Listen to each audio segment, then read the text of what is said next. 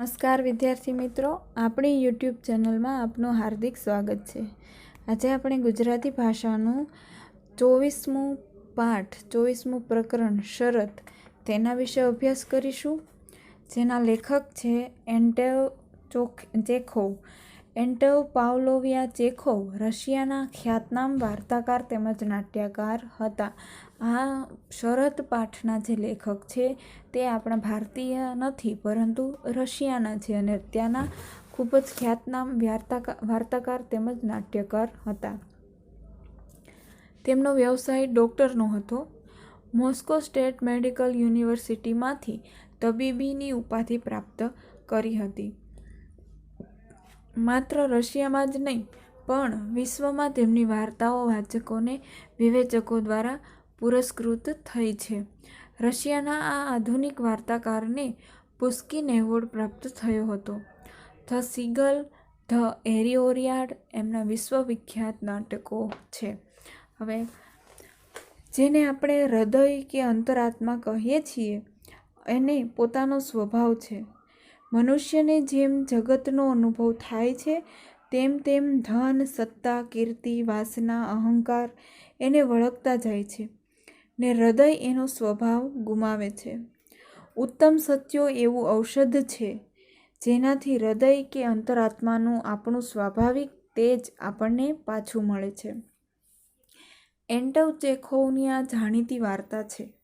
20 લાખનું ઇનામ જેને મળવાનું છે એવો યુવાન વકીલ 15 વર્ષ જેલમાં રહ્યા પછી પુસ્તકો, ગ્રંથોના સેવનથી અલૌકિક ભાવ જગતનો સ્વામી બને છે ને લૌકિક ધન લાલસાને ઠોકર મારે છે। લેખકે અહીં કળાની સાથે જીવન મૂલ્યને પ્રગટ કર્યું છે। મૂળ વાર્તા ધ બેટનો શરત નામે અનુવાદ ડૉક્ટર રમેશ ઓઝાએ કર્યો છે। જો આ પ્રશ્ન છે તે બંને પ્રશ્નો ખૂબ મહત્ત્વના છે કે ભાઈ શરત છે તે કઈ કૃતિનો અનુવાદ છે, તો ધ બેટનો, અને આ ધ બેટનો શરદ નામે અનુવાદ કોણે કરેલો છે, તો ડૉક્ટર રમેશ ઓઝાએ આનો અનુવાદ કરેલો છે, તે ખાસ ધ્યાન રાખવું। હવે આપણે આપણો પાઠ શરૂ કરીએ। પાનખર ઋતુની એ એક અતિશય ઠંડી રાત હતી। વૃદ્ધ બેંક માલિક યાદ કરતો હતો કે આજથી 15 વર્ષ પહેલાં આવી જ એક ઠંડી રાત હતી, જ્યારે એણે એક ભવ્ય મિજબાની ગોઠવી હતી।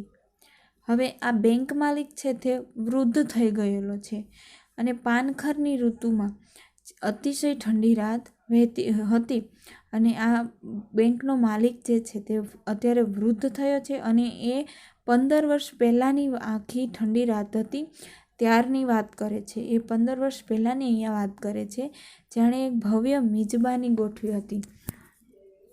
એ મિજબાનીમાં અનેક બુદ્ધિજીવી હાજર હતા।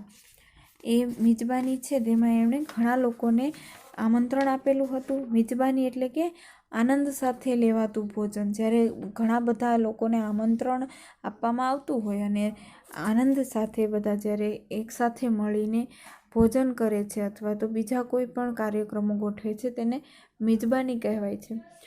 તો એ મિજબાનીમાં ઘણા બુદ્ધિજીવીઓ હાજર હતા। તે વખતે હાજર રહેલા મહેમાનોએ ભાત ભાતની મજાની વાતો કરી હતી। કાયદાની વાતો નીકળતા કડકમાં કડક સજા વિશે ચર્ચા નીકળી હતી। મોટા ભાગના મહેમાનોએ મૃત્યુદંડની સજા પ્રત્યે અસંમતિ દર્શાવી, એટલે કે તેમાં તેમણે સંમતિ એટલે હા પાડી નહીં। એ લોકોએ એવો અભિપ્રાય વ્યક્ત કર્યો, અભિપ્રાય એટલે કે મત, પોતાનું મંતવ્ય, અભિપ્રાય એવો વ્યક્ત કર્યો હતો કે મૃત્યુદંડની સજા એક પ્રકારની જૂની પુરાણી અને અનૈતિક સજા છે। એક મહેમાનો તો કહ્યું, મૃત્યુદંડ તો ખરાબ અને અમાનુષી સજા કહેવાય। એક મહેમાને શું કીધું કે મૃત્યુદંડ છે તે અમાનુષી એટલે કે જંગલી અને ક્રૂર, જેને એકદમ ક્રૂરતા ભર્યું કૃત્ય ગણાવી શકાય તેવું અમાનુષી સજા કહેવાય। કેટલાક મહેમાનોએ એવો અભિપ્રાય વ્યક્ત કર્યો કે દેહાંત દંડની સજાને આજીવન કેદની સજામાં ફેરવી નાખવી જોઈએ. દેહાંત દંડ. દેહાંત છે તેને અહીંયા સંધિ છૂટી પડશે. દેહ વત્તા અંત. દેહાંત દંડ એટલે કે દેહને અંત આપવાની એટલે કે મૃત્યુ આપવાની સજાને આજીવન કેદની સજામાં ફેરવી નાખવી જોઈએ. એટલે કે દેહને એકસાથે તાત્કાલિક મારી ન નાખવો જોઈએ, પરંતુ ધીમે ધીમે આજીવન કેદથી એ સજા કરવી જોઈએ. હું તમારી સાથે સંમત નથી થતો. યજમાન બેન્કરે પોતાનો અભિપ્રાય વ્યક્ત કર્યો. યજમાન કોને કહેવાય? તો જે આયોજક હોય, ગમે એનું હોય, જેણે નિમંત્રણ પાઠવેલું હોય તેને યજમાન કહેવામાં આવે છે. તો આ યજમાન છે બેન્કરે, જેને પોતાને ઘરે બોલાવ્યા હતા, તેવા યજમાન બેન્કરે પોતાનો અભિપ્રાય એવો આપ્યો કે મને એવું લાગે છે કે અન્ય સજાઓ કરતાં દેહાંત દંડની સજા વધારે સારી છે. જન્મટીપ કરતાં મૃત્યુદંડ વધુ નૈતિક અને માનવતાભરી સજા છે. દેહાંત દંડ માણસને તત્કાળ ખતમ કરે છે, જ્યારે જન્મટીપની સજા માણસને ધીમે ધીમે ખતમ કરે છે. હવે આ જે બેન્કર છે, બેંકનો માલિક છે, તેણે શું કીધું કે ભાઈ દેહાંત દંડ એટલે ફાંસીની જે સજા છે એ વધારે ઉત્તમ છે. રોજ રોજનું મરવું એના કરતાં તો એક દિવસ મરી જવું વધારે સારું છે. જન્મટીપમાં માણસ છે તે ધીમે ધીમે મરે છે. આ મિજબાનીમાં આમંત્રિત મહેમાનોમાં આશરે 25 વર્ષનો એક યુવાન વકીલ પણ હતો. ઉપસ્થિત બધા જ મહેમાનોમાં એ સૌથી નાની ઉંમરનો હતો. એ યુવાન વકીલને અભિપ્રાય માંગવામાં આવ્યો ત્યારે એણે કહ્યું, બંને પ્રકારની સજાઓ અનૈતિક છે, પરંતુ જો મારે દેહાંત દંડ અને જન્મટીપ એ બેમાંથી એકની પસંદગી કરવાની હોય તો હું જન્મટીપ વધુ પસંદ કરું. બિલકુલ ન જીવવા કરતાં કોઈપણ રીતે જીવવું એ વધુ સારું છે. હવે આ વકીલને જ્યારે પૂછવામાં આવ્યું ત્યારે એ વકીલે શું કીધું કે ભાઈ દેહાંત દંડ એટલે કે ફાંસીની સજા કરતાં તો જન્મટીપની સજા છે તે વધારે સારું છે. કેમ કે જરાય જીવવું નહીં, એના કરતાં તો થોડુંક જીવવું, કોઈ પણ રીતે વધારે જીવવું એ સારું છે. એ વખતે મોટાભાગના હાજર રહેનારાઓ પૈકી બેંક માલિક સૌથી વધુ યુવાન અને વળી વધુ પૈસાદાર હતો. આ જે બેંકનો માલિક છે તે ખૂબ જ ધનવાન હતો અને યુવાન પણ હતો. એટલા માટે વકીલની વાત સાંભળી એ ઉશ્કેરાઈ ગયો અને બોલ્યો, એ સાચું નથી. તમે જો 5 વર્ષ પણ એકાંતમાં જેલવાસ ભોગવી શકો તેમ માનતા હો તો હું 20 લાખની શરત મારવા તૈયાર છું. એકાંતના જેલવાસ કરતાં ભાગ્યે જ બીજી કોઈ સજા ઓછી કંટાળાજનક છે. ત્યારે આ બેન્કર છે, બેંકનો માલિક છે, તે શું કહે છે કે ભાઈ તમે એમ કહો છો કે બિલકુલ ન જીવવા કરતાં તો થોડુંક વધારે જીવવું એ વધુ સારું છે, કોઈ પણ રીતે જીવવું એ વધુ સારું છે. ત્યારે એ બોલ્યા કે એકાંત છે તે ખૂબ જ મનુષ્યને અંદરથી કોરી ખાય છે. એવી રીતે એકાંતમાં જેલવાસમાં એકાંત આપણે ગાળી જ ન શકીએ. જો તમે એ ગાળી દો તો હું તમને 20 લાખની શરત મારવા તૈયાર છું.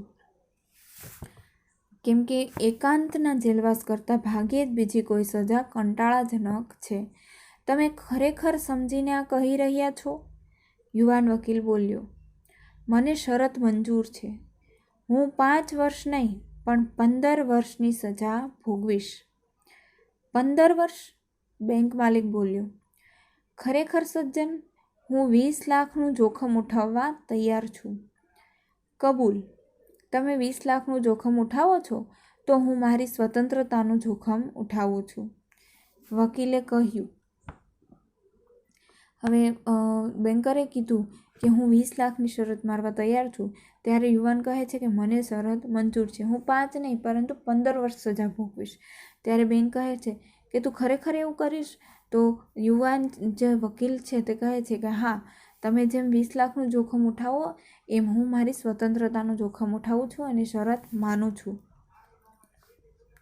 બેંક માલિકે કહ્યું, અરે નવયુવાન, તું છેલ્લો નિર્ણય લે તે પહેલાં એકવાર વિચાર કરી લે. મારે મન તો 20 લાખની કંઈ વિસાત નથી. વિસાત એટલે કિંમત. પણ તારે માટે તો જિંદગીના 15 ઉત્તમોત્તમ વર્ષ ગુમાવવાના થશે. તારા જેવા અવિચારી યુવાન બહુ ઓછા હોય. એક વાત ન ભૂલતો કે ફરજિયાતપણે ભોગવવી પડતી સજા કરતાં સ્વયં સ્વીકૃત અને સ્વૈચ્છિક સજા વધારે કઠોર લાગે છે. તો આ બેંક માલિક શું કહે છે કે તું તારી જિંદગીના જે ઉત્તમ વર્ષો છે, જે યુવાનીના વર્ષો છે, તે જ બધાની જિંદગીના ઉત્તમ વર્ષો હોય છે. કેમ કે ત્યારે આપણે તંદુરસ્ત હોઈએ છીએ, નવયુવાન હોય છે, આપણામાં ઉત્સાહ ભરેલો હોય છે. જ્યારે આપણે વૃદ્ધ થઈએ છીએ તેમ બધું ઓછું થતું જાય છે. તેથી આ યુવાનીના જે વર્ષો છે તે જ આપણી જિંદગીના ઉત્તમ એટલે બધામાંથી ઉત્તમ વર્ષો હોય છે. એટલા માટે કહે છે બેંકવાળો કે તું હજી એકવાર વિચારી લે અને તું એ પણ યાદ રાખ કે ફરજિયાતપણે કોઈના ઉપર થોપવામાં આવી હોય એવી સજા ભોગવવા કરતાં આપણે પોતે જ સ્વીકારેલી સ્વૈચ્છિક સજા છે તે વધારે કઠોર, વધારે આકરી લાગે છે. પણ યુવાન વકીલ મક્કમ રહ્યો એટલે કે અડગ રહ્યો. અતિશય મૂર્ખાઈ ભરેલી અને અક્કલ વગરની શરતનું પાલન કરવા તૈયાર થયો.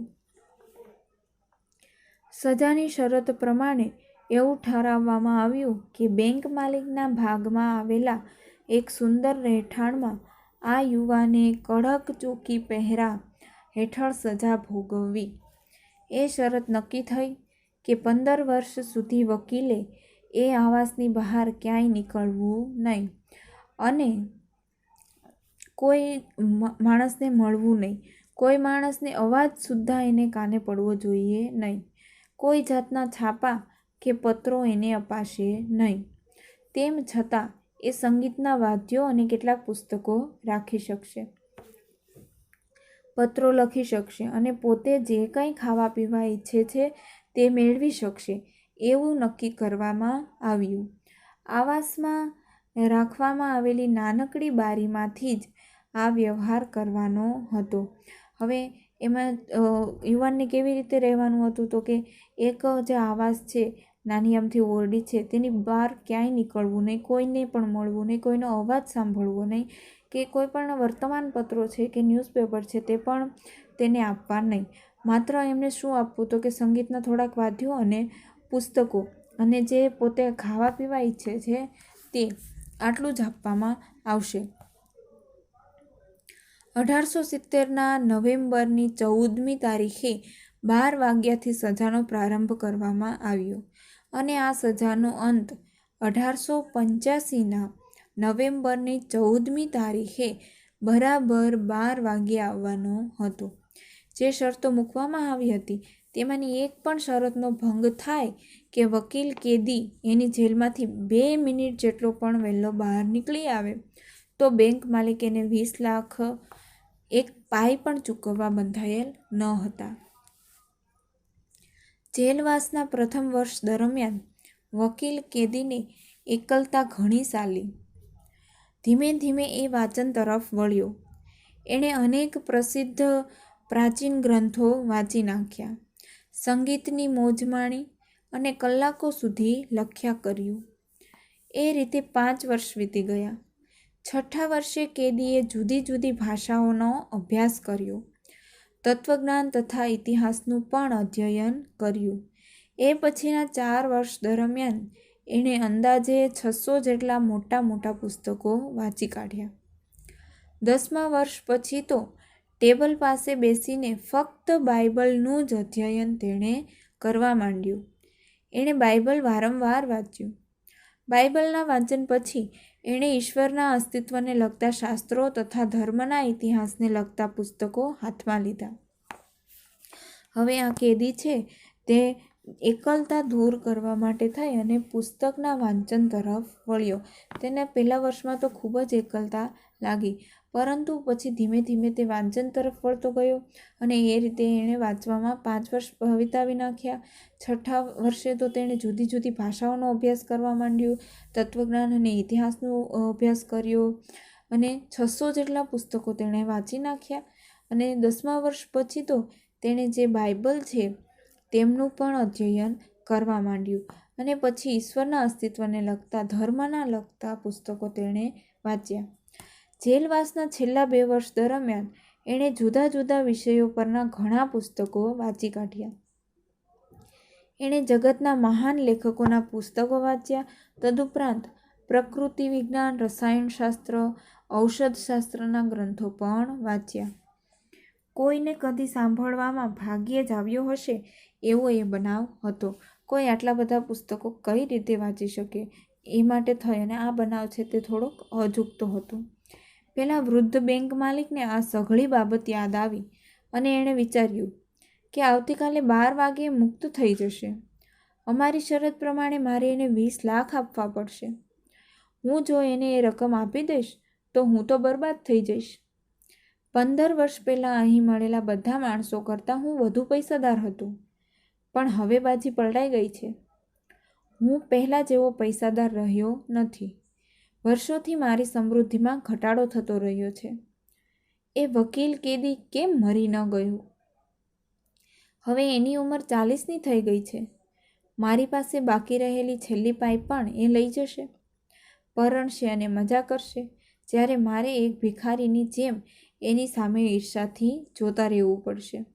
ના ના, આ તો ભારે થઈ ગઈ. એનું મોત જ હવે માત્ર ઉપાય રહ્યો છે. હવે જ્યારે આ બેન્કરે જ્યારે શરત લગાવી હતી ત્યારે તો તે પૈસાદાર હતો, ખૂબ જ સુખી અને સમૃદ્ધ હતો. ત્યાં જેટલા બેઠા હતા તેમાંથી તે સૌથી ધનવાન હતો. પરંતુ જેમ જેમ સમય વીતતો ગયો તેમ તેમ તેની સંપત્તિમાં ઘટાડો થઈ ગયો અને આ બેન્કર છે તે અત્યારે ખૂબ જ ઓછી આવકવાળો હતો. હવે તેની પાસે પૈસા રહ્યા નહોતા. એટલે એને વિચાર થાય છે કે જો હું એને 20 લાખ આપી દઈશ તો હું તો ભિખારી બની જઈશ. હવે આનો કંઈક ઉપાય કરવો પડશે. આનું મોત છે તે જ માત્ર ઉપાય રહ્યો છે.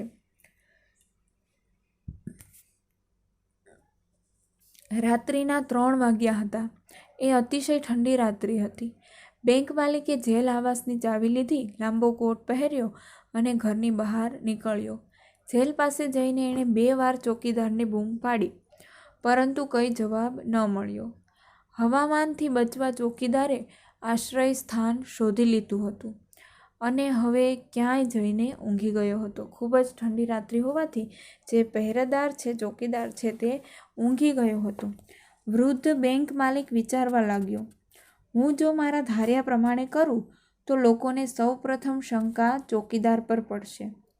તે જેલના બારણા પાસે ગયો. એણે નાનકડી બારીની અંદર ડોકિયું કર્યું. કેદીના ઓરડામાં મીણબત્તી સળગતી હતી. કેદી ટેબલ પર બેઠો હતો. કેદીની પીઠ સિવાય કશું દેખાતું ન હતું.